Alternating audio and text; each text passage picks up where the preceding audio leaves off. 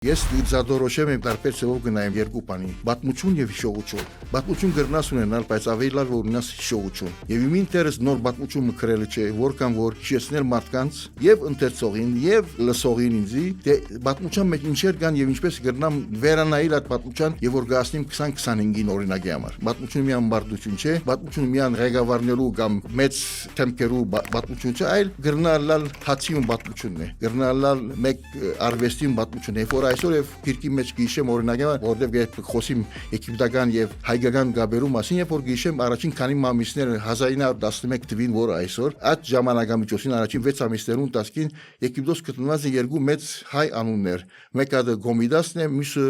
Բարդիրոս Սարյանն է եւ ասոնք իրար դեսած են չեն դեսած վստահ չեմ բայց եւ այն գիտեմ որ իրենց ամբողջ գործերը Գոմիդասը երկու համերգ տված է կոնե երկու համերգ եթե ոչ ավելի եւ Կայրե եւ Ալեքսանդրիա եւ անգեզադա մնացած է շրջան մնացած է Քոհարիկ Կասպարյանի հորդան մեջ երկչուհի օպերայի երկչուհի Քոհարիկ Կասպարյանը բարդված է որ ինքը իր հայրը գսեր Գոմիդաս այստեղ գնստեր այդեղ գուդեր այդպես կներ իմիջի այլոց Քոհարիկ Կասպարյանը եւ իմ մայրիկս նույն տասարան եղած են Կալուսյան ասկային վարժարան 30-ական թվականներում